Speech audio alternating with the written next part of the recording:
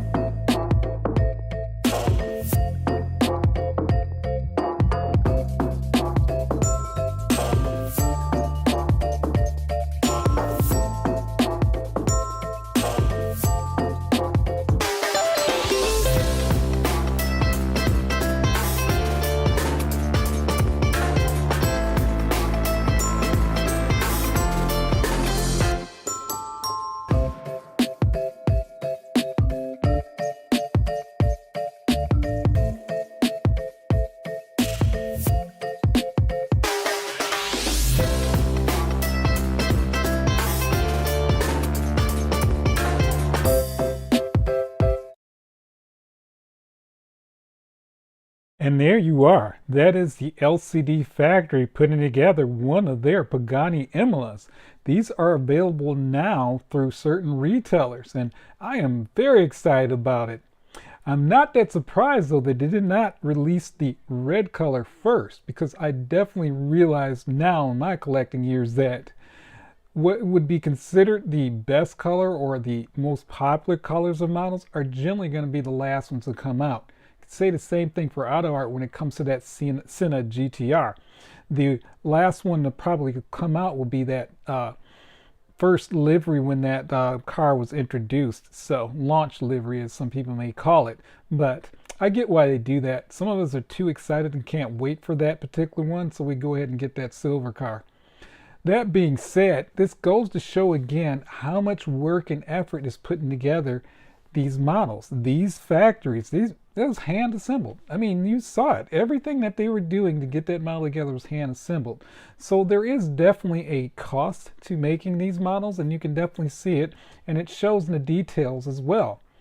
Take a Barago, for example. A Barago is not going to be that labor intensive when it comes to assembly because those models just don't have that kind of detail. Thus the reason why there's such a difference in the price. I'd really love to hear what you guys think about the Imola coming out and the other colors to follow. I think it will be a hot hit. Only time will tell. In my Diecast news, the number 58 that was put out a few weeks ago, I raised the question, why are so many resin manufacturers going back to Diecast? It featured the 488 Pista full opening by BBR, which is one of those companies that I'm referring to. And today, if you didn't know, recently they were announced that they were going to be making a Formula One car. It's going to be the newer models anyway. And this particular one is going to be able to disassemble some of the parts on it. Now, it should not be a surprise in that they actually previewed a model before where only the front end was able to be removed. Well, with this particular one, now you can remove the wheels. And this is a fully die-cast model, which brings up the question again, why is this happening? I believe it's happening because the fact that the prices on all of the models have gone up significantly in the last 4 to 5 years. I think we want the best out of what we can for our dollars. If we're going to be spending anywhere from $300 to $400 to $500 US on a model, we want the best efforts. And the resin models do not have the best efforts because they don't have all those opening features. Now, before anyone puts in the comments about resin models, talking about how great they are, I agree. Resin models have their place. I would say I'm about 50-50 on resin versus die-cast opening models in my collection. So I definitely can appreciate them for many things. But again, if I'm spending that kind of money, I want to be full opening. I want to see some engine detail. I want some parts removed. Just saying, if I'm going to spend that kind of money, the work has to be put into it. You just saw that video with LCD in that factory putting a lot more work than you would ever see that would be done on a resin model. So I would love to hear what you guys think. This is an interesting model. Man, if they could ever just get to the point where we can actually see the engine, then you'd really be talking. Now we're moving on to the hot list. The hot list are models that soon to be released or have recently released and have the potential to sell out quickly. We're going to start with LCD. They have the Integra Type R. This model is in this championship white. I'm very sure there'll be other colors to come out, but man, this thing was announced quite a few months back, actually a couple of years back, and now it's there in fruition, and this thing looks fantastic. It will be a great seller for LCD. Next, we have the Nissan Silva S15 Spec Aero. This is the 1999 model. This is brought to you by, of course, Motor Helix. And guys, this thing looks fantastic. This will be an excellent seller. The preliminary colors to come out are the white, silver, and blue. Expect more colors, and guys, I definitely expect a modified version to come out as well. Next from Motor Helix, we have the Mitsubishi Lancer Evolution 6 GCR TME. This is a fantastic looking model. It's a limited edition of 499 pieces. You have 3 colors. You have the black, you have the silver, and you have the blue.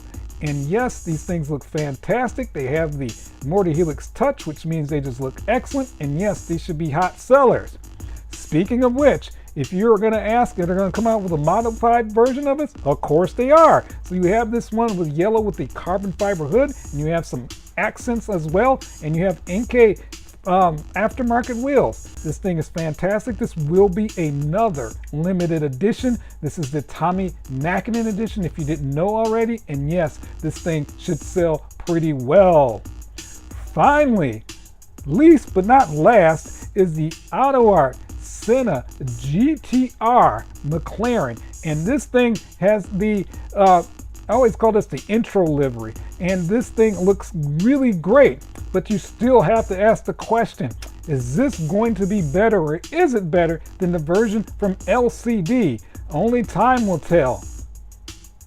All of the aforementioned model information can be found on the respective manufacturer's websites, or check your trusted local retailer. And that concludes this week's hot list.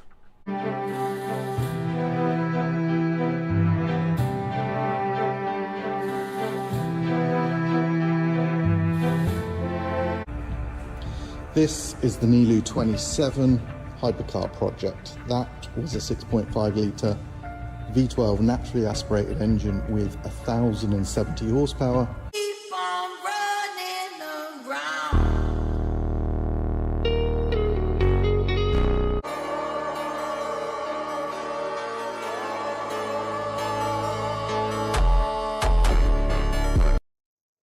Miss if you got a bump.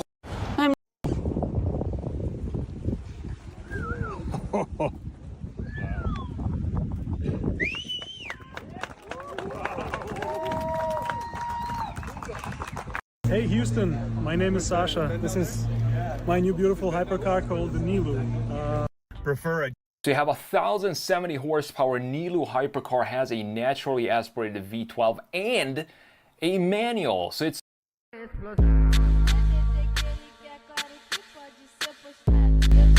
the Nilo 27. Now, I've talked about this model extensively. I've talked about the real car extensively because it is a beautiful car. You have this engine that has no engine cover, and it is the best display or exhibition that I've ever seen of an engine from a car, period, in a very long time. Those exhausts sitting on top not only has form, but it also has function. The overall shape is just absolutely stunning. This is a beautiful model. But guess what, guys? I am not going to buy this model. And I'm going to tell you why.